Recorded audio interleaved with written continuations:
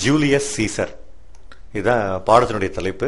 From act 3 scene 2. ஆக்சுவலா Julius சீசர்னு பாத்தீங்கன்னா உங்களுக்கு பெரிய புக். அது ஷேக்ஸ்பியர் எழுதின பெரிய நாடகம். மொத்தம் 5 ஆக்டும், அதுல ஒவ்வொரு ஆக்டுக்கும் நிறைய சீன் இருக்கும். ஆனா நம்மளுக்கு இங்க கொடுக்கப்பட்டது 3வது ஆக்ட்ல இருந்து 2வது சீன் மட்டும்தான் கொடுத்திருக்காங்க. இப்போ இன்ட்ரோடக்ஷன், ஒரு முன்னுரை, எப்படி அந்த கதையுடைய பின்னணி உங்களுக்கு தெரியணும். எடுத்தோடனே ஜூலியஸ் சீசர் நாடகத்தை நடத்த ஆரம்பிச்சா புரியாது. அவருடைய கதை பின்னணி இல்லை கதை சுருக்கம் சொல்லலாம். அதை இப்ப நம்ம பார்க்க போறோம். The play opens with Julius Caesar's victorious return to Rome after defeating the sons of Pompey. இந்த நாடகம் ஆரம்பிக்குது. எப்படி ஆரம்பிக்குதுன்னா, எடுத்தோடனே ஜூலியஸ் சீசர் வரான். எப்படி வரான்? விக்டோரியஸ் ரிட்டர்ன்கிறோம். விக்டோரியஸ்னா நல்ல பிரமாதமான வெற்றியை அடைந்து வரான். ரிட்டர்னா திரும்பி வர்றது. எங்க வரான் ரிட்டர்ன்? தன்னுடைய நாட்டுக்கு தான், டு ரோம். அப்போ ஜூலியஸ் சீசர் எந்த நாட்டை சேர்ந்தவன்? ரோம் நாட்டை சேர்ந்தவன். எப்படி வரான்? After defeating the sons of Pompey. அதாவது பாம்பே அப்படிங்கிற ஒரு பேரரசர், அவருடைய பேரே பாம்பே. அந்த பேரரசர், அவர் இருந்திருக்கார் பேரரசரா. அவருடைய மகன்களை தோற்கடித்து விட்டு வெற்றியுடன் திரும்பி வருகிறான். While people rejoice, there is a group which fears that all these victories would get into Caesar's head and he would cease to be democratic. While people rejoice, அதாவது மக்கள் எல்லாம் வந்து சந்தோஷம், நம்முடைய நாட்டுடைய தளபதி வெற்றியுடன் வருகிறார்னு மக்கள் நேச்சுரலா சந்தோஷப்பட தான் செய்வாங்க. ஆனால் there is a group, ஆனா அங்க ஒரு குரூப் இருக்கு, ஒரு குழு, ஒரு 4-5 பேர் இருப்பாங்க. அவங்க which fears, அவங்க எல்லாம் என்ன பண்றாங்களாம்? பயப்படுறாங்களாம். that all these victories, ஏன் இந்த வெற்றிகள் எல்லாம் வெற்றி மேல வெற்றியா வருது இல்லையா, would get into Caesar's head, அதெல்லாம் சீசருடைய தலையில புகுந்து, and he would cease to be democratic. சீஸ்னா ஸ்டாப்னு அர்த்தம். சீஸ்னா ஸ்டாப். ஏன் ஸ்டாப்? பாத்தீங்கன்னா இந்த தியேட்டர் எல்லாம் போய் பாத்தீங்கன்னா சீஸ் ஃபயர்னு போட்டிருப்பாங்க. எப்படின்னா அது என்ன பண்ணும், அந்த இடத்து ஏதாவது ஒரு இடத்துல தீ பிடிச்சிச்சுன்னா அதை வந்து தீ அணைக்கிறதுக்காக அதில் அதுக்கு பேரு சீஸ் ஃபயர். சீஸ்னா ஏதாவது ஒரு நிறுத்தணும், ஏதோ ஒரு செயலை நிறுத்துறது. he will cease to be democratic அர்த்தம். ஒரு ரோம் நாடு எப்படி போயிட்டு இருக்கு, மக்களாட்சி நடந்துட்டு இருக்கு அந்த நாட்டுல, அதை என்ன பண்ணிடுவான், முற்றுப்புள்ளி வச்சிருவானோ அப்படின்னு பயப்படுறாங்க. ஏன்னா இவனுக்கு வெற்றி மேல வெற்றி, இவனுக்கு புகழ், செல்வம் எல்லாம் இருக்கு. அதனால இவன் என்ன சொன்னாலும் மக்கள் கேட்பாங்க அப்படிங்கிற ஒரு பயம் இவங்களுக்கு வந்துருச்சு. அது யாரு? Cassius, Brutus and others plot to kill Caesar. அந்த குழுவில் இருக்கிற முக்கியமான நபர்கள் வந்து கேஷியஸ் ஒருத்தன், புரூட்டஸ் ஒருத்தன், அவங்க கூட 4 பேர் இருக்காங்க. பிளாட்னா பிளான்டு அர்த்தம். PLANNED. பிளான்ட்னா திட்டமிட்டார்கள். எதற்கு திட்டமிட்டார்கள்? To kill Caesar. சீசர் கொல்வதற்காக திட்டமிட்டார்கள். A soothsayer, astrologer warned Caesar about the Ides of March. ஒரு ஜோசியர் இருக்கார். ஏற்கனவே 7 to 1882 the great American poet was a professor at Harvard. இந்த போயம் எழுதினது ஒரு அமெரிக்கன் போயட். வந்து இவருடைய பேரு ஹென்ரி வேர்ஸ்வர்த் லாங்ஃபெலோ, ஷார்ட்டா HW லாங்ஃபெலோ ஃபேமஸ். இந்த பிராக்கெட்ல இயர்ஸ் கொடுத்திருக்கிறது அவருடைய year of birth and year of death, அவருடைய பீரியட் தான் அப்படி கொடுத்திருக்காங்க. இவர் ஹார்வர்ட் யூனிவர்சிட்டியில ஒரு ப்ரொஃபசர், பேராசிரியராக இருந்திருக்கார். His great fame began with the publication of his first volume of poems, Voices of the Night, in 1839, which included a Psalm of Life, one of 19th century's best loved poems. அவருடைய புகழ், great fame சொல்லக்கூடிய, ஃபேம்ங்கிறது famous அப்படிங்கிற அட்ஜெக்டிவ்ல வந்த noun.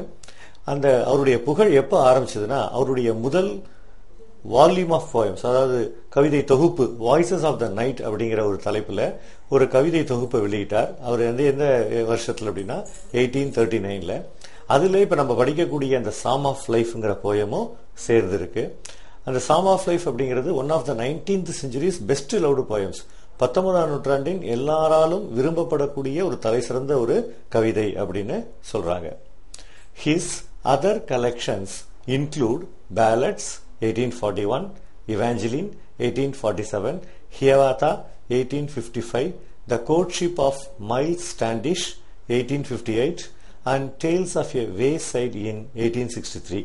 சரி, அவர் இதை மட்டும் ஒரு voices of the night அப்படிங்கிற போயம் மட்டும் எழுதல, நிறைய போயம் எழுதியிருக்காரு. அவருடைய கலெக்ஷன்ஸ் தான் பிராக்கெட்ல கொடுத்திருக்கிறது எல்லாம் அதோடைய இயர். இது ஒன்றும் டீட்டெயிலா நம்ம படிக்கணுங்கிற அவசியம் இல்லை. Longfellow was the most popular poet of his age, and during his lifetime he became a national institution. லாங்ஃபெல்லோ வந்து அவருடைய காலத்துல அவர் மிக மிக பிரபலமான ஒரு புகழ் பெற்ற ஒரு கவிஞர். அவருடைய வாழ்க்கை காலத்துல அவர் கிட்டத்தட்ட ஒரு கல்வி நிறுவனம் மாதிரியே இருந்தார். His work was a musical, mildly romantic, high minded and flavoured with sentimental preachment. அவருடைய ஒர்க், அதாவது கவிதைகள்னு சொல்லும்போது எல்லாமே மியூசிக்கல், அதாவது மெலோடியஸா இருக்கும். ரொம்ப மெலோடியஸ் பொயட்ரி சொல்லக்கூடிய அந்த மாதிரி எழுதியிருக்காரு. ரொமான்டிக்காவும் இருக்கும். ஹை மைண்டட்னா உயர்ந்த எண்ணங்களை கொண்ட ஒரு கவிதைகளா இருக்கும். இது யாருடைய கிரிட்டிசிசம்னா Norton anthology of American literature. This poem seems to give a great deal of good advice. இந்த போயத்தை பொறுத்த வரைக்கும் பார்க்கறதுக்கு எப்படி இருக்கும், முதல்ல படிச்சாலே ஒரு அட்வைஸ் பண்ற மாதிரி தான் இருக்கும். நிச்சயமா ஒரு இந்த போயமே ஒரு அட்வைஸ் தான்.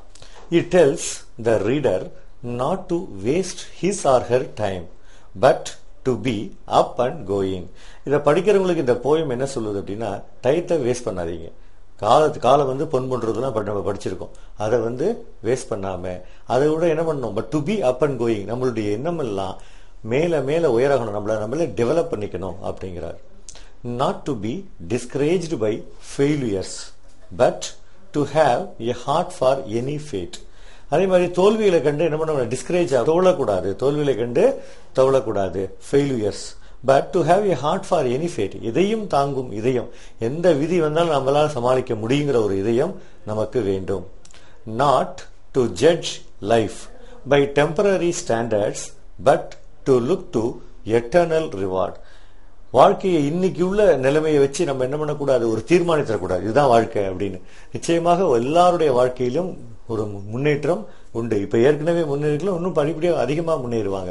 அதனால எப்பொழுதுமே நம்ம இன்னைக்கு இருக்கிற வாழ்க்கையை வச்சு பார்க்காம நம்மளுடைய எட்டர்னல் ரிவார்டு, எண்ட்லெஸ், அதாவது நம்மளுக்கு வந்து முடிவில்லாத ஒரு ரிவார்டு நிச்சயமாக ஒரு கிடைக்கும் அப்போ அப்படின்னு சொல்லி இந்த போயத்துடைய ஒரு சின்ன கிரிட்டிசிசம் யார் சொல்லியிருக்காங்க அப்படின்னா புரூக்ஸ் அண்ட் வேரன், அவங்களுடைய கமெண்ட் தான் இது.